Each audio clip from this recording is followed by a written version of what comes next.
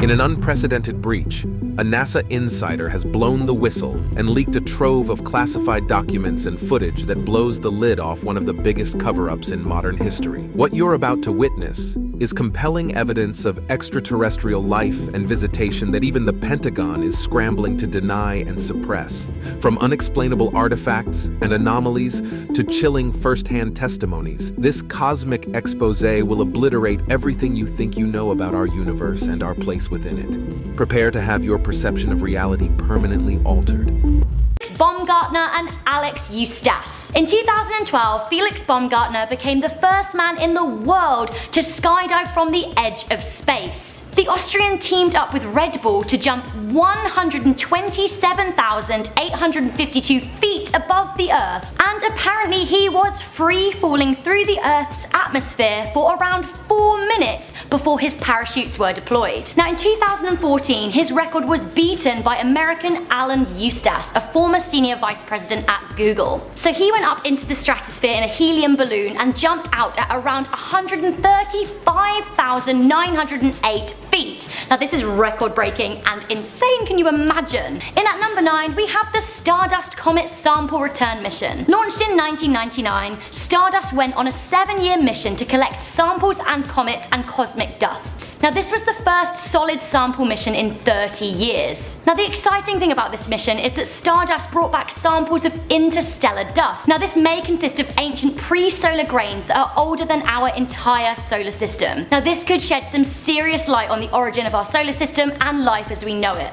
Incredible. In at number 8 we have the Hubble Space Telescope. Launched in 1990, Hubble is the largest and most versatile telescope in space. Initially developed by our mates NASA along with the European Space Agency, hooray for Hubble! So this long-lensed honey has since captured some high-res images of space that have led to some pretty deep studies on our solar system. In at number 7 we have the birth of satellite navigation. So this is for sure an incredible moment in space because this has led to changes right here on Earth. Do you guys use Google Maps? Do you use GPS on your phone? Have you ever watched satellite television? Do you use GPS in your car? Well, if so, you can thank human endeavors in space. It all started with Sputnik, the first ever artificial satellite launched back in 1957 by the Soviet Union. Using similar technology, GPS, aka Global Positioning Satellites, was created by the US Department of Defense and became partially operational in 1995. GPS uses 24 separate satellites to function and provides location and time information in all weather conditions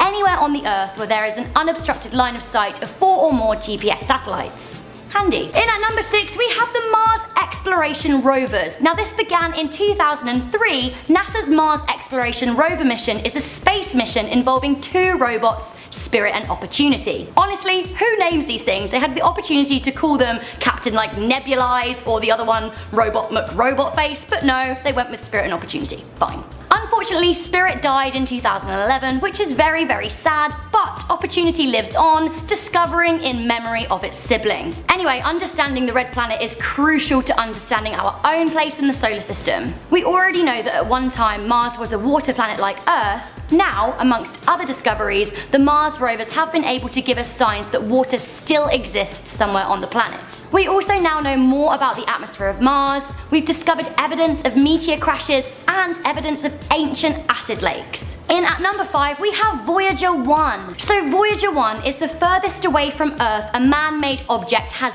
ever been.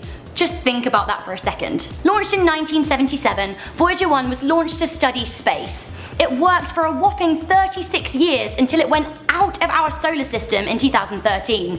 Guys, it is no longer in our solar system. Seriously, think about that. It is 12 billion miles away from the sun right now. Scientists were able to learn that Voyager 1 travelled through a layer of plasma before entering interstellar space. The mind literally boggles if you even try and imagine where this thing is right now and what it can see if it had eyes. In at number 4 we have building the International Space Station. The International Space Station is the largest artificial thing in orbit and can sometimes be seen from Earth. Hello astronaut friends, it's us. How you doing? The station has been continuously manned since November 2000 and makes missions to Mars and the Moon a whole lot easier, allowing for more to take place with success. Guys, like, humans now have a home outside the Earth in space. I love it. In at number 3, we have Yuri Gagarin. This is the first man in space. We owe so much to Yuri Gagarin. Without him, almost all of these incredible moments in space would not have been possible. Yuri was from Russia, and in 1961, aged just 27, he became the first human to go into outer space as he completed an orbit of the Earth. Now, his bravery was outstanding, rendering him the ultimate explorer. Unfortunately, his love for flying did lead to his demise. He died when the MiG-15 jet he was piloting crashed. Suffice to say though guys, without Yuri, this next moment would have been practically impossible. Yep, that's right, in at number 2 we have man walking on the moon, the 1969 moon landing. So on May the 25th, 1961, President John F. Kennedy announced before the world that America would put a man on the moon by the end of the decade. Unfortunately, he didn't live to see it, but it did happen. He stayed true to his promise. July 21st, 1969 is a date that has gone down in history as one of the most important days in our existence. Apollo 11 landed on the moon at 8 p.m. on the 20th of July, and 6 hours later, at 4 minutes to 3 in the morning, astronaut Neil Armstrong took the first steps onto the lunar surface. Together with Buzz Aldrin, he explored the surface for 2.5 hours while pilot Michael Collins waited in the spacecraft. So these guys walked on the moon, they popped an American flag in there, and it is still up there today. Fun fact for you guys, there are a total of 6 American flags on the moon, and apparently in time they've turned white. Fun fact. So guys, we have reached that all-important moment in our most amazing top 10 incredible moments in space. We've had some strong contenders, but there is only one moment in space, which for us at least is the ultimate incredible moment, and that absolutely has to be, hands down, the birth of the Earth. That's right, the big old bang. Scientists have discovered that the Earth was created 4.5 billion years ago. Slightly less simply, particles collided within a solar nebula. Thousands of books and essays have been written on the subject that can explain the process a little bit better than me, but what we need to know is that boom, one day, the beginning of the Earth happened, and over the course of billions and billions of years, the Earth has changed, cooling, allowing for oxygen, forming oceans, and ultimately creating a climate from which human beings can thrive. Even the word incredible wouldn't exist without this one incredible moment. End of. Coming in at number 10 is Vladimir Komarov. Vladimir Komarov was the first astronaut who died directly in space. This was the first mission of the Soviet Soyuz 1 spacecraft on the 23rd of April 1967. Komarov was supposed to test the ship name in manned mode and conduct the world's first docking in space with another Soyuz 2 spacecraft. However, the plan never succeeded, and Komarov became the first astronaut lost in space. After the launch of the Soyuz 1 spacecraft into orbit, one of the 2 solar panels did not open, and the spacecraft began to lack electricity for the correct system operations. Komarov tried to open the panel by spinning the ship around its axis, but this did not help. Due to the malfunction, the launch of Soyuz 2 was cancelled, and the flight of Soyuz 1 was terminated ahead of schedule. The spacecraft successfully deorbited, but after re-entry for unknown reasons, the parachute system failed. As a result, the descent vehicle hit the ground at a fast speed, which resulted in the astronauts' instant death. As a result, the parachute system was modified and the shortcomings were eliminated. Number 9. Hylian myth. Even though Komarov's death is considered to be the starting point of space travel deaths, there is a myth that he was not the first astronaut lost in space. An American science fiction writer, Robert Hylian, claimed that a similar incident took place even before Gagarin's flight into space. On May 15, 1990, the USSR launched the Vostok 1 1KP prototype into orbit. The goal was to test the altitude control systems and the declaration engine to make sure that the ship was able to go into a descent path on the MCC command. However, the flight ended in failure. 1KP rose to a higher orbit and got stuck there for many years. Allegedly, the ship did not have life support systems, but many believed it was manned. The Western press wrote that the pilot, Gennady Zavadovsky, was on board. Such a person really existed, but at that time he was not part of the Soviet astronaut team, and Hylian claimed that Soviet citizens told him about the astronaut during his visit to USSR. However, I cannot, in all fairness, prove the myth by adding this alleged death to the question of has anyone been lost in space. Number 8. Clifton Williams. Clifton Williams was an American naval aviator, test pilot, mechanical engineer, major in the US Marine Corps, and a NASA astronaut who was killed in a plane crash. To be clear, he never went into space space, but this was part of the space program. The crash was caused by a mechanical failure to a NASA T-38 jet trainer, which he was piloting to visit his parents in Mobile, Alabama. The failure caused the flight controls to stop responding, and although he activated the ejection seat, it did not save him. The aircraft crashed in Florida near Tallahassee within an hour of departing Patrick AFB. Number 7. X-15 Flight 191. During X-15 Flight 191 on November 15, 1967, Michael J. Adams had his 7th flight, and the plane had an electrical problem followed by control problems at the apogee of its flight. Adams was an American aviator, aeronautical engineer, and USAF astronaut. He was one of the 12 pilots who flew the North American X-15, an experimental space plane jointly operated by the Air Force and NASA. On November 15, 1967, Adams flew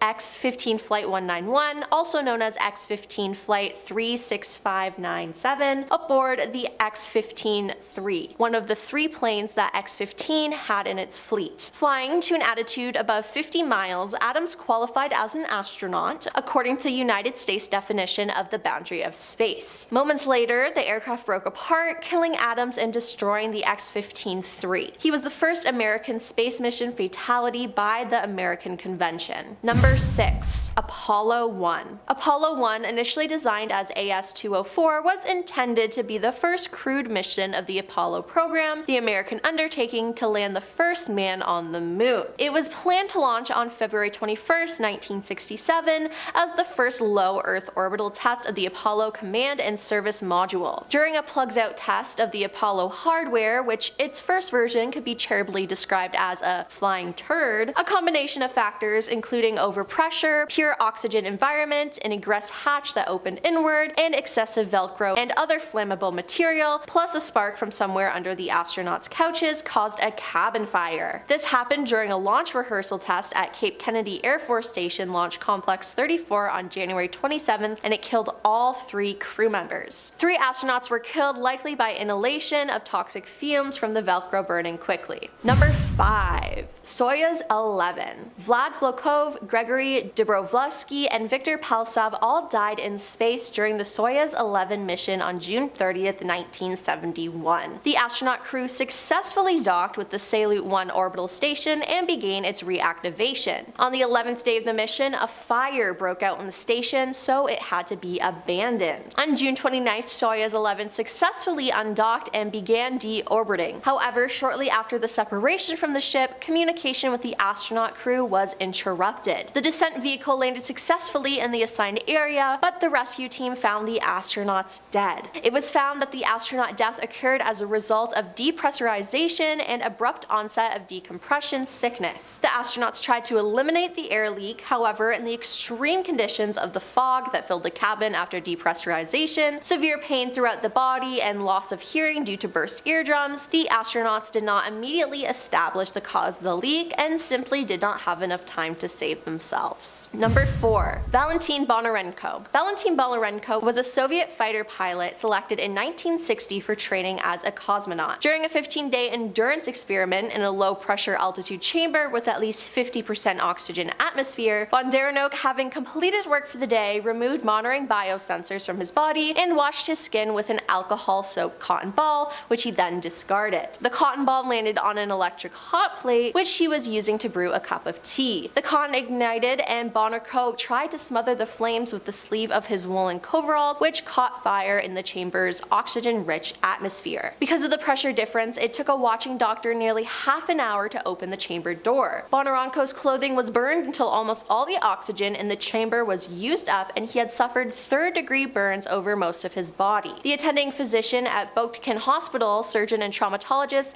Vladimir Golahowski, recalled in 1984 that while attempting to start an intravenous drip, the only blood vessels he could find for inserting a needle were on the soles of his feet, where his flight boots had warded off the flames. The Soviet government concealed the death along with Bonarenko's membership of the Cosmonaut Corps until 1880, and a crater on the moon's far side is now named after him. Number 3. Columbia Space Shuttle Crash. On the 1st of February 2003, the second space shuttle crash occurred. Shuttle Columbia was returning to Earth after 16 days of flight. Approximately 16 minutes before Before the expected landing, communication with the crew was interrupted. Eyewitnesses filmed the burning wreckage of the shuttle flying at an altitude of about 63 kilometers. All 7 astronauts were lost in space. They were Rick Husband, William C. McCool, Elon Ramon, Michael P. Anderson, Kampla Chawla, David M. Brown, and Laurel Clark. As the investigation showed, the cause of the disaster was a breakdown that arose back at the start. About 82 seconds into the flight, a piece of insulation detached from the left fairing, which struck the carbon fiber panel of the Columbia's left wing and probably left a hole in the thermal insulation layer. Because of this, after entering the dense layers of the atmosphere, the leading edge of the left wing began to heat up more than usual, and the wing began to collapse, and after it, the shuttle itself collapsed. Notably, incidents with detached pieces of thermal insulation from the shuttles were observed before, but test shows that they do not pose a threat to the astronauts. Losing Columbia became a turning point in the space shuttle program, and the shuttle astronaut flights were interrupted for several years, and in 2011 the program was finally closed due to the high risk of astronauts' lives. Number 2. Spaceship Two. On October 31st, 2014, another astronaut was lost in space. It was Michael Ellsbury, the pilot of the suborbital spacecraft Spaceship Two of Virgin Galactic. During the 55th test flight of the ship, serious anomalies were discovered, which led to the spacecraft crash. The cause was called crew error. The pilots unblocked the tail section of the vehicle ahead of time without gaining the necessary speed, and also did not perform the necessary actions to transfer the tail section to a vertical position. As a result, the ship began to rotate around its axis and then fell apart. The wreckage was scattered all over a radius of 8 kilometers. First pilot Michael Ellsbury was killed, but co-pilot Peter Sebold managed to eject. The pilot astronaut survived but was seriously injured. Fortunately, the failure did not become fatal for the Richard Branson Company. Virgin Galactic worked out its bugs, and in July 2021 carried out the first ever suborbital tourist spaceflight, ushering the area of space tourism. And coming in at number 1 is the Space Shuttle Challenger. In the 1980s, the era of space shuttles began, which finally established US supremacy in space. These were reusable rocket planes that made a real revolution in space tech, but still were not without significant shortcomings, which eventually became the cause of the biggest space travel disasters. Due to scheduling issues with what had been called GO fever, STS-51L launched in suboptimal temperatures on January 28, 1986. The cold weather weakened the O-rings that sealed each section of the tall, white solid rocket booster segments and prevented the exhaust gases from shooting out of any direction but down. The seals failed over approximately 26 degrees of the arc on the starboard side of the SRB and the lowest of 4 segment joints. Exhaust flames escaped through the breach, pushing the SRB into the large rust-colored external tank. The starboard off strut then connected the SRB to the ET was pushed into the hydrogen tank, which shot up through the intertank into the oxygen tank. This destroyed the ET structure entirely. The orbiter survived this event, but because of its orientation to the free flow aerodynamic forces, quickly disintegrated the orbiter. The crew compartment survived the breakup, and when recovered, it was discovered that several switches had been moved from their launch normal positions, indicating that the crew was conscious for some time after the breakup and tried to recover. The crew compartment impacted the ocean surface at a terminal velocity which was far too fast to survive, and all 7 members of the crew passed away. These members were F. Richard Scorby, Michael J. Smith, Ronald McNair, Elson Orzinka, Judith Resnick, Gregory Jarvis, and Krista McClough. To this day, it is still unknown whether the astronauts were conscious at the time of impact, although it's judged unlikely. In our number 10 spot, we have the Marsquake. Picked up by NASA's InSight, the robot on Mars, on April 6, 2019. In this specific recording, 3 sounds can be heard. The first 2 are suspected to be wind on Mars and a Mars version of an earthquake, and then there's sound from the robot at the end. This is wild to hear and definitely makes you wonder how often the Marsquakes happen. Hopefully not too often, because if we plan on moving to Mars someday, all the high maintenance humans will not be okay with that. Okay, fine, myself included. Okay, on a serious note, the sound is pretty intense. Have a listen.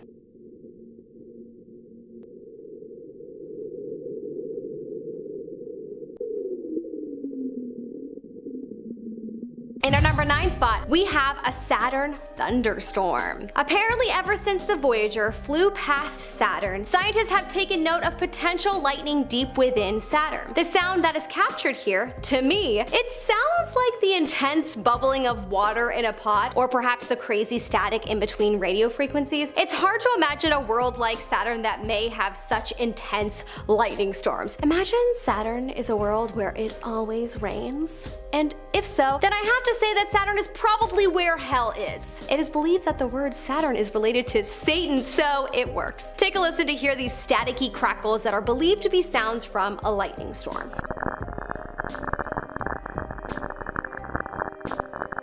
In our number 8 spot, we have Saturn's radio emissions. Another recording from Saturn, and where this one came from, is super interesting. In December 2016, NASA's Cassini spacecraft crossed the plains of Saturn and took a number of recordings of the planet. This one in particular literally sounds like the opening to the English dubbed 90s version of Sailor Moon. My fave version of Sailor Moon. Even though that is an unpopular opinion, it's how I got introduced to the show, okay? So it'll always hold a special place in my heart. Anyways, this sound is creepy, and it is the sound of the radio emissions leaving Saturn. Take a listen.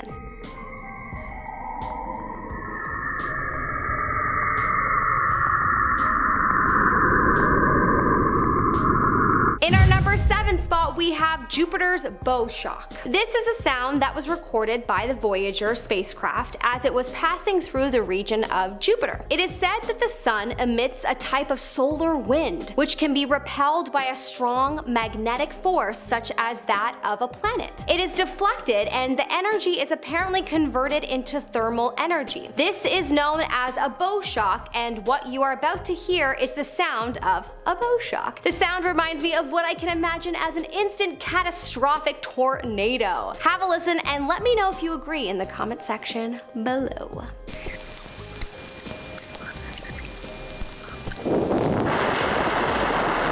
In our number 6 spot, we have Jupiter's moon. Jupiter's moon, also known as Ganymede, apparently makes some pretty strange sounds, and I'm pumped to share it with you all. NASA's Galileo spacecraft robot studied Jupiter and its surrounding area, and it picked up on some plasma wave observations, and this confirmed that the moon has its own magnetosphere. These sounds are quite spooky and remind me of the sounds that you can imagine some alien communication device to make. It feels straight out of a movie. Because maybe it is. Psych!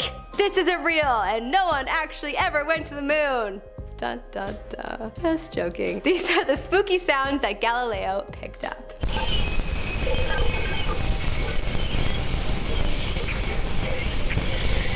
In our number 5 spot, we have the Earth's whisper. I'm sorry, Melissa, did you just say the Earth's whisper? You're going to show us a sound of the Earth talking very quietly? Yes, in a matter of speaking. Literally. Somebody save me from myself. Okay, so NASA recorded the Earth making some pretty crazy noises, and apparently the noise was coming from charged particles emanating from the Earth. It honestly sounds like birds calling to each other on a hot summer day, or what I imagine the rainforest to sound like. But anyways, it's pretty cool to listen to, so take a listen.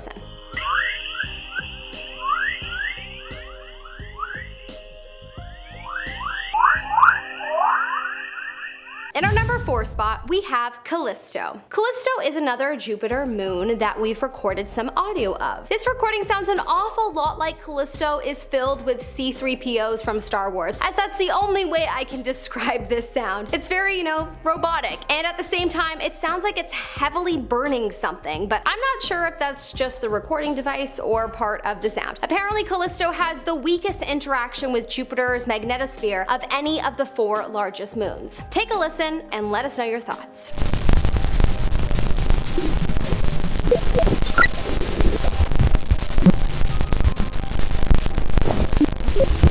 In our number 3 spot, we have the sounds of Jupiter. The sounds of Jupiter are intense. It sounds like crystals dropping mixed with the sound that you hear in movies when things are going back in time. It could also seem like small mice making these sounds too. It's pretty extraordinary and quite different from a lot of these other videos. It's interesting how consistent the sound is also. Apparently, NASA's Cassini spacecraft captured this sound when stopping by Jupiter for a gravitational boost while on its way to its next destination. Have a listen.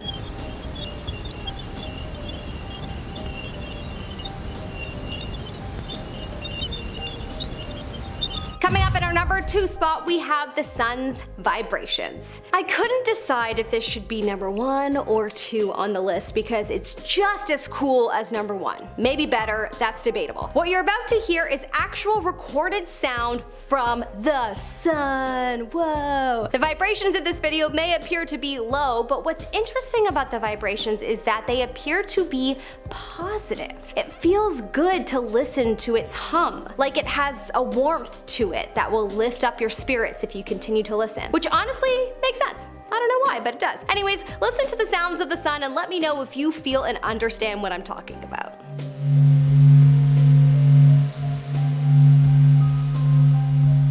In our number 1 spot, we have the black hole. Okay, I had to put this one in first because the concept of the black hole is just mind-blowing to me. A black hole is essentially a region of space-time where gravity is so strong that nothing, no particles or even electromagnetic radiation such as light, can escape from it. People believe that beyond a black hole are other dimensions and universes. It's a thing of fascination for many, and so of course when I came across this sound bit, I had to include it in this video. This is a sound bit that shows the force of a black hole and how terrifying it might be to get close to one. Not that we ever would, unless of course we build a spacecraft in our lifetime that gets us close to it, but unless that happens, the likelihood is slim. Anyways, it sounds like what I imagine ghosts or ghouls sound like when they're moaning. Take a listen.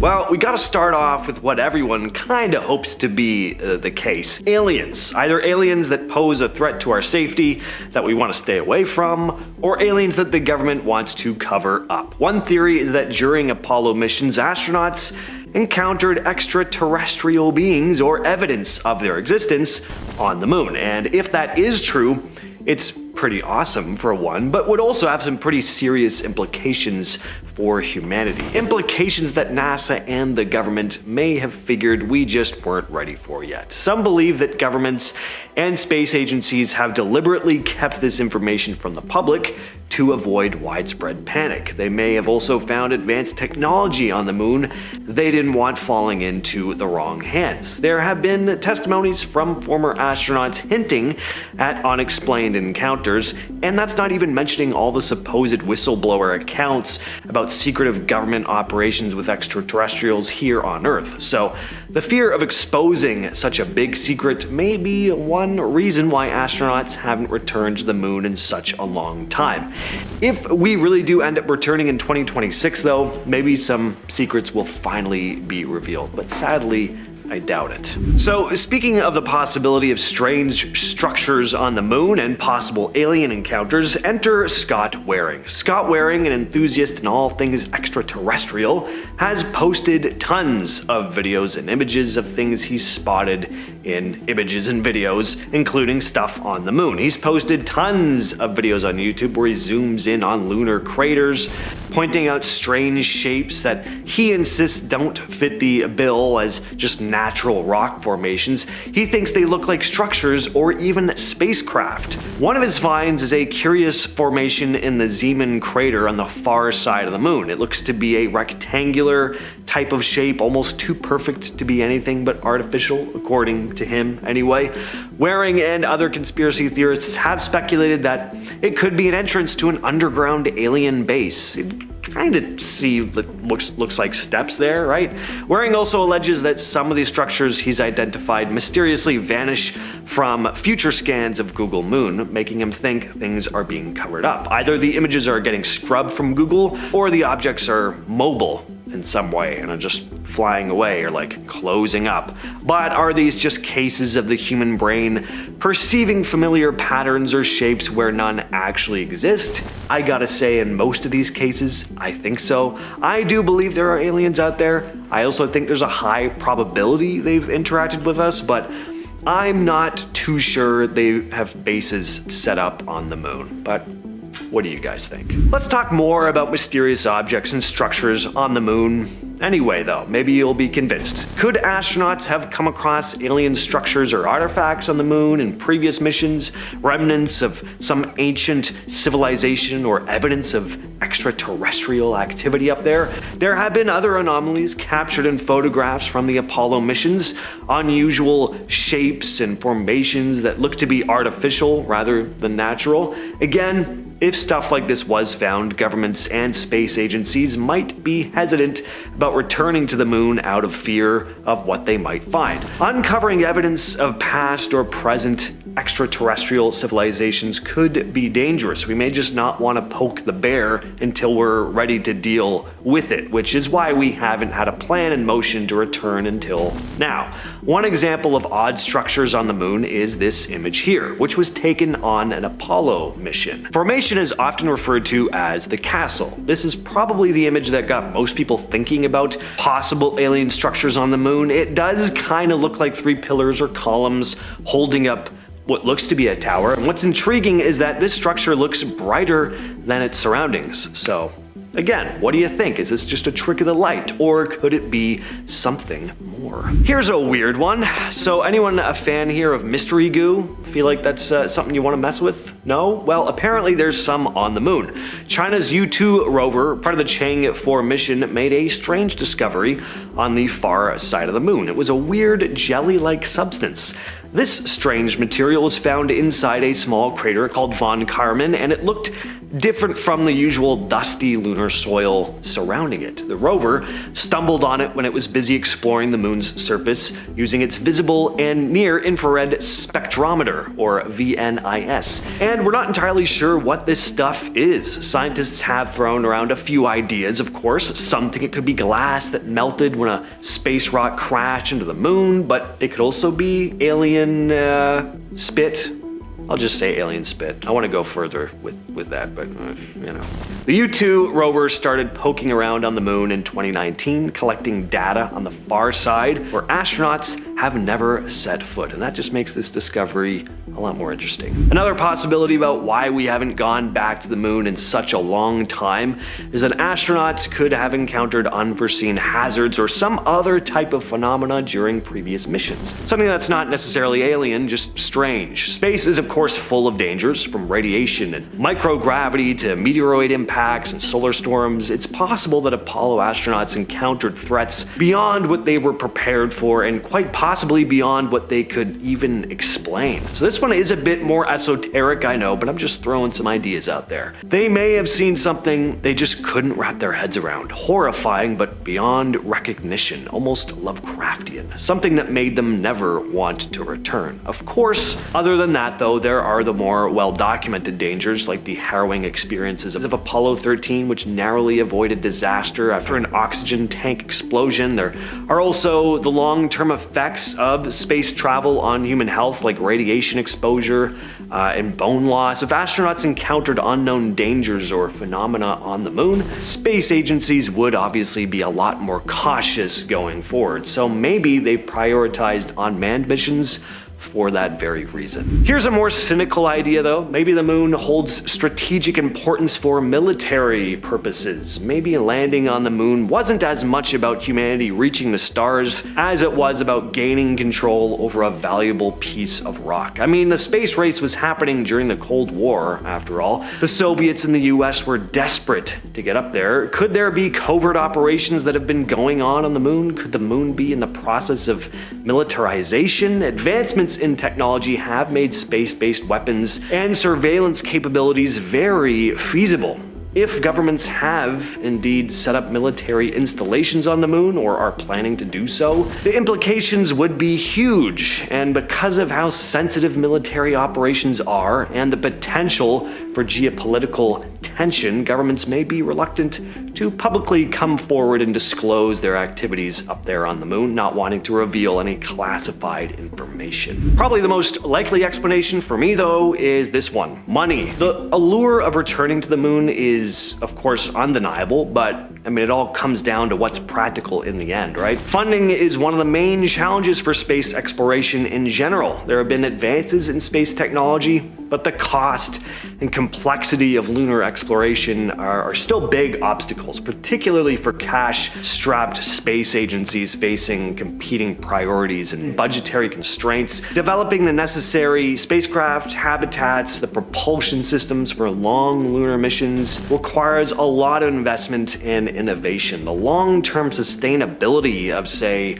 a lunar base is a big obstacle, because I mean, why go back to the moon if all we're gonna do is look around again? The goal is always to take things another step forward, and at this point it would be establishing an actual base up there, and politics come into play. I'll get more into politics in a minute, but political priorities shift and the public's interest in moon missions can also influence government's funding for space exploration. In recent years, there has been a growing awareness as well of the potential impact of human activities on the moon and even Mars. Scientists and policymakers are getting more concerned about the risk of contaminating the lunar environment with all of Earth's little microbes or disrupting delicate ecosystems that may exist up there. There's no doubt that if we keep going the direction we are, that one day we'll colonize the moon and Mars, but we need to develop protocols and regulations to try and minimize the risk of biological contamination. If we don't, there could be big problems. Politics, they get in the way of everything. As more countries get involved in space exploration, working together becomes even more important. But tensions between countries and different national interests can make forming partnerships tough. Issues like who owns the technology, how resources are shared, and how information is exchanged can all cause problems, especially among countries with their own space plans. To make moon missions successful and space exploration in general more successful, countries need to get along, conflicts will need to be avoided, and we have to put aside our petty squabbles and finally come together as one unified force, because I mean, the deeper we get into space, who knows what we're gonna find. But last on the list, we have moon dust, aka lunar regolith, which covers the moon's surface like a fine, powdery blanket. Dust doesn't sound very intimidating, but it can be, at least on the moon. Unlike the dust you find on stuff like that waffle maker, that person who barely knew you, got you for a Secret Santa 4 years ago that you only used once, moon dust is a different form of dust. It's not even dust. These tiny, sharp grains of sand. It's formed over billions of years from meteoroid impacts, and because the moon lacks any weather erosion, it just stays jagged. So this lunar dust can be a bit of a problem. Anakin Skywalker would hate moon dust. It's coarse and rough and irritating, and it gets everywhere. But it's more than just annoying and inconvenient. Moon dust can mess up spacesuits, spacecraft, and machinery, potentially causing damage or malfunctions, and accidentally inhaling moon dust would be very dangerous. Moon dust can cause all sorts of respiratory issues. Number 10, lost habitable world. Remember in 2020 when we casually discovered phosphine on Venus? And we talked about it for like 4 business days and then went back to normal? Yeah, in the middle of 2020 of all times, data from 40 years ago resurfaced. Documents from an old NASA mission where they may have overlooked this phosphine. Yeah, whoops, didn't see that quick sign of life there. Yeah, our bad, oops. This compound of phosphorus and hydrogen, this is eye-opening, but what's next at this point? Well, NASA is currently preparing to launch 2 new missions to Venus. This is part of NASA's Discovery program they're launching in 2030, so something to look forward to, dare I say. The Da Vinci Plus and the Verida S. The first is a deep atmosphere Venus investigation of noble gases, chemistry and imaging, hence Da Vinci. Then the second will map Venus's surface, studying its geologic history, and hopefully we'll get an understanding to what happened to such a lost habitable world, as NASA puts it. I don't want to find bones of like humans and stuff, that's scary. Number 9, carbon on Mars. It's one thing to have Elon tweeting about going to Mars, but when NASA talks about it, I get an eerie feeling, you know? NASA's old school. They're like, oh, we may have found carbon 40 years ago. We don't know. Papers everywhere. It's so NASA to have papers all over the place. So old school. Well, in 2022, just back in January, believe it or not, NASA's Curiosity rover measured carbon signatures on Mars. This is exciting. Paul Mahaffey, principal investigator of the sample analysis at Mars, he says, quote, "We're finding things on Mars that are tantalizingly interesting." Tantalizingly, good word. "But we would really need more evidence to say we've identified life." End quote. Okay, so we're close. It seems like we're close. You're saying we're close, right? Side note, imagine going on a Willy Wonka trip to Mars with Elon. Like, who's actually gonna go on this thing? I would pay not to go. How does that sound? No way. I can't do wooden roller coasters, let alone a rocket ship. Number 8, Europa Cryobot. We talk about Jupiter's moon Europa quite often, and there's reason. We found traces of water on the icy shell of the moon, which is fascinating in general because, well, water in space. We love that. All signs point to aliens, if that's the case. But the part that really has NASA's attention is the tectonic activity beneath the icy shell, meaning that somewhere in the middle there could be warm water flowing. Yeah, imagine finding a solar space spa. That'd be nice and relaxing. One of the only ways to get a look under that shell of ice and find out is by using Valkyrie. Yeah, Valkyrie's great. She's a chirobot that NASA created specifically for this mission. This machine is capable of melting through layers and layers of ice. A prototype was actually tested in Alaska and the results were promising. This chirobot is capable of crawling through 8 kilometers of ice a year. Awesome, that's great. Can't wait to meet Atlanteans in 2040. Let's do it. Plenty to look forward to. Practice my alien handshake now. Or do we do like a hug thing? You never know. Even in space, you never know. Number 7, Able and Baker. We often remember Laika, the space dog, and her, 103-minute cosmic journey aboard Sputnik 2. God rest her soul. But does anybody remember Able and Baker? Why don't we talk about them? What's going on? This was the American version of Laika. This was less than 2 years later. This was May 28th, 1959. The United States launched a female rhesus monkey named Able and a female squirrel monkey named Baker. Just launched them into space. This mission lasted 15 minutes and they both safely returned back home, which is great news. The monkeys were not injured from the trip at all, or so they say, although they were whipping through space at 10,000 miles an hour. It's pretty impressive. Reminder, this was 1959. This was when space travel became the real deal. This is now a possibility. Able sadly passed away after the flight. Meanwhile, Baker got famous. Yeah, she was getting letters, 150 letters a day, supposedly. I'm talking fan mail to a monkey. That's great, right? These ladies are icons. Never mind Laika. Hit that thumbs up for Baker, she made this list possible. Number 6, asteroid redirection.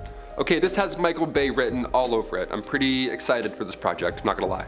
I can't even catch a baseball with my bare hands. How the hell is NASA gonna catch an asteroid hurling through space? Let's break this science down. NASA landing on an asteroid is one thing, but their asteroid redirection mission is just next level, honestly. The plan is for NASA to catch an asteroid using hypothetically a large space inflatable. And no, I'm not joking, just a big floaty in space. They're gonna go and just catch it. Yeah, and then they're gonna move said asteroid to the moon where it would then orbit for further studies. Yeah, we want to adopt a rock and then gently have astronauts land on it and then study the moon.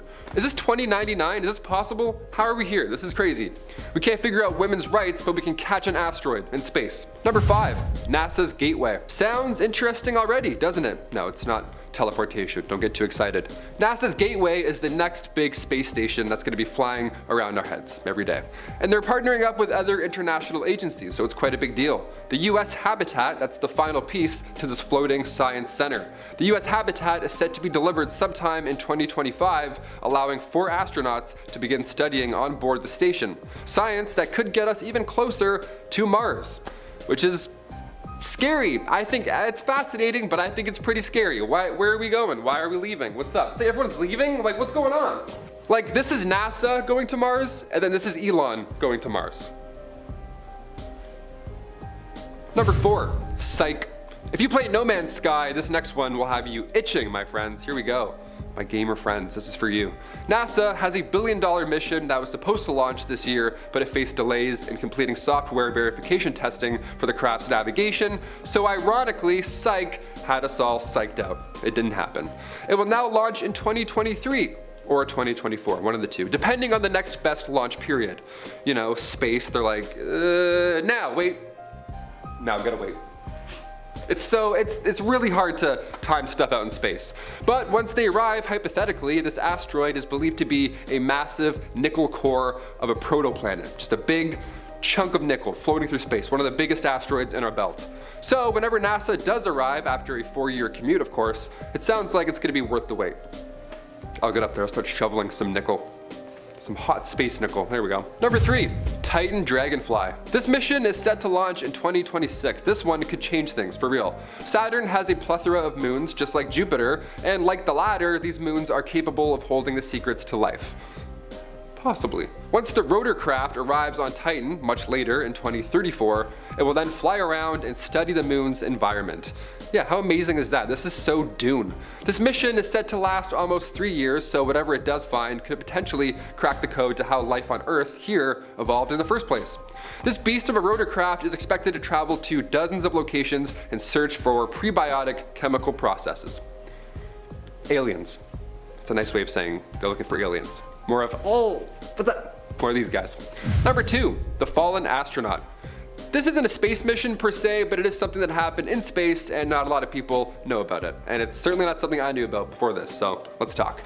The fallen astronaut is an aluminum sculpture that was meant to depict an astronaut in a spacesuit. The piece was commissioned and placed on the actual moon by the crew of Apollo 15. This was back on August 1st, 1971. It is next to a plaque that lists the 14 names of the men who died, and the entire thing is meant to be a tribute and to commemorate the astronauts and cosmonauts who died in the advancement of space exploration. It's beautiful. It's a beautiful tribute. This wasn't cleared prior to being done, but I think the important thing is that it was done. I don't think anyone's getting in trouble for having this secret, lovely personal mission on the moon, No one's getting slapped on the wrist for this one.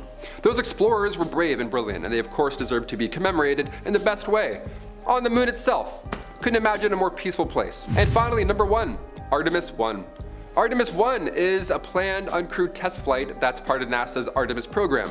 The Artemis program is a United States-led international human spaceflight program. Basically, the goal is to put humans back on the moon, because yeah, that was kind of fun, right, when we were doing that? More specifically on the South Pole area of the moon. The aim is to have humans there by 2025, and if this is successful, it would be the first crewed lunar landing since Apollo 17 back in 1972. So yeah, it's about time we head back, I think. Artemis 1 was expected to launch in February 2022, but now it's launching in August 2022 instead. This mission will be the first flight of the Orion MPCV, and it will be the certification for the Orion spacecraft as well as the Space Launch System launch vehicle to see if they're ready for crewed flights. Basically, it's important. It's a big test that they can't screw up. Let's fingers crossed. If all goes well, crewed flights will begin with the second flight test, Artemis 2, of course with humans. That's pretty exciting. I want to end on a hopeful note, I went from like Laika and launching monkeys out into space. I'm like, hey, you know what? We're going back to the moon. Isn't that fun? We're going to start off the list with a very spooky piece of audio picked up during the Apollo 10 mission in 1969. But before you hear it, just going to give you a little preamble. The team was orbiting the moon testing various equipment when Gene Cernan, piloting the lunar module, heard something strange. It was an eerie, whistling, whooshing kind of sound. He asked 2 of his fellow astronauts, John Young and Tom Stafford, if they heard it as well. They all agreed it was a strange noise, saying how it sounded spacey, like space music. So give it a listen. You hear that whistling sound? Definitely a creepy thing to hear while floating around in the vastness of space. As if floating around in the vastness of space isn't freaky enough as it is. What do you think of this though? Is it just some kind of technological feedback? Could aliens have been communicating with them? Share your thoughts down below. And don't forget, while you're sharing those thoughts, to like and subscribe as well. We got videos coming at you on the daily. Next up, we have the Cosmos 1408 accident. The Cosmos 1408 is a Russian satellite, or more accurately, it was a Soviet Union satellite launched in 1982 that operated for a couple years before becoming inactive. It was still floating around in orbit up until 2021, when it was destroyed by a Russian anti-satellite weapon test. But the thing is, the obliteration of this satellite caused this mass of space debris that posed a real threat to the International Space Station. At the time of this incident, there were 7 crew aboard the ISS, and this cloud of debris was flying through orbit above the ISS, intersecting with its orbit every 93 minutes. There was a real danger here, a bunch of space junk colliding with a space station, not terribly safe. So Mission Control contacted the crew, told them, you guys gotta put your spacesuits on and take shelter in the escape crew capsules just in case the debris smashes into the station. Now, everything turned out to be fine, and at this point there are only about 300 pieces of the initial 1,800 still in orbit, but still, this would have been quite a fright. Pieces of an exploded satellite might smash into the station, guys, so throw on your spacesuits, hop in the escape pods, and hope for the best. Next on the list, we have a series of strange lights spotted by astronaut Leroy Chiao. In 2005, Leroy Chiao, the commander of the International Space Station, saw something pretty incredible during a spacewalk. It was a pretty routine day. He was working outside the ISS doing whatever it is astronauts do up there when he noticed a formation of lights. He described the lights as being arranged in a line and compared the formation to like almost an upside down check mark. They seemed to be a structured and deliberate arrangement of lights rather than random or natural phenomena. So what were these lights? Was it reflections from debris, aliens? Well, there's no concrete evidence, but one thing is for sure, it wasn't just his mind playing tricks on him because the rest of the crew saw the lights as well. Next up, we have the Alan Bean sighting. Alan Bean, a NASA astronaut, reported seeing something oddly shiny on the moon, something he described looking like shoe leather. What could this shiny thing have been? Bean suggested it might have been similar to glass, but really had no idea. Ever since he mentioned this, people have taken the shiny object idea and like really ran with it, talking about possible leftovers from alien technology on the moon or something like that. Really, there's no solid explanation for what he saw. The term shoe leather doesn't exactly clarify what this shiny object could have been. Was it a reflection of something, a natural element? Could have been human-made material left behind as well. Next, we have the UFO. During the Apollo 16 mission, astronauts John Young, Thomas Mattingly, and Charles Duke were heading back from the moon when they filmed about 4 seconds of footage. In the video, there's a saucer-like object floating above the lunar surface. It looks like your classic UFO, the type you'd see in a 50s B movie or something. Footage was taken from a 16mm motion picture camera shooting at 12 frames per second from the window of the command service module. Now, they didn't realize what they'd captured on camera until after the mission, otherwise they'd have probably lost control of the vessel. It's one thing to think you saw something weird in the sky when your feet are like firmly planted on the ground, on Earth, but seeing one while you're floating through space, that would be a whole other story. You're in their territory. Some of you may not know this, but it's not just human beings that have left Earth's atmosphere. There are tons of animals that have been launched into space, and many of them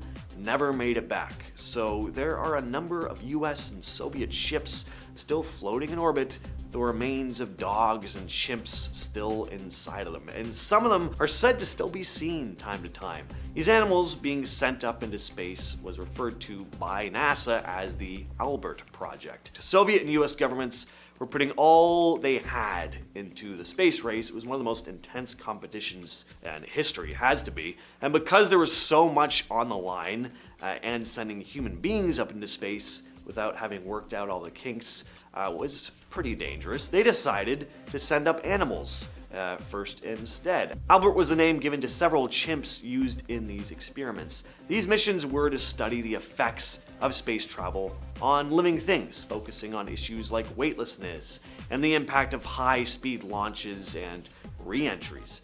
Sucks that a bunch of animals had to die, but it really did help move the technology forward. Next up, we have the Soyuz MS-10 launch. This would have been a pretty scary incident.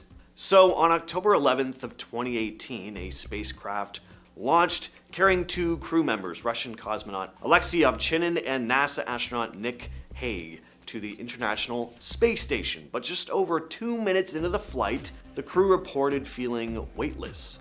Turned out there was a booster separation issue. The rocket's first and second stages separated during the ascent to propel the spacecraft into orbit, but one of the 4 boosters failed to detach properly, so the spacecraft's launch escape system was activated.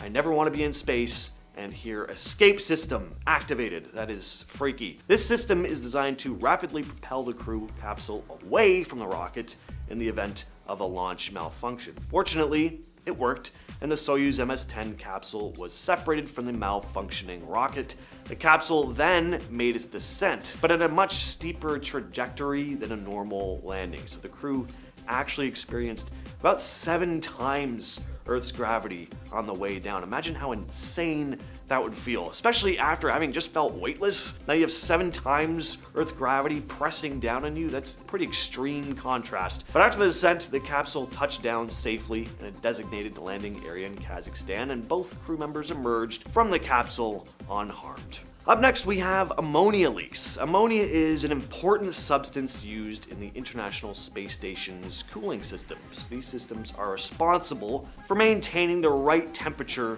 within the station to make sure equipment and systems operate properly. Ammonia is circulated through a series of pipes and radiators to help dissipate excess heat that gets generated by the components of the craft. But sometimes there can be issues with leakage. This is obviously a risk. The main concern with ammonia is that it can freeze into small ice particles in the vacuum of space, which could damage parts of the station. In 2013, there was an ammonia leak on the ISS. Astronauts detected small white flakes of ammonia outside the station during a routine spacewalk. There was a faulty pump module, so astronauts had to walk outside the station and remove and replace it. Pretty scary situation, but the repairs were successful. Next up, we have the discovery of a pretty volatile substance known as moon dust. So moon dust, or lunar regolith, is this fine, powdery stuff all over the moon's surface. It's made of tiny particles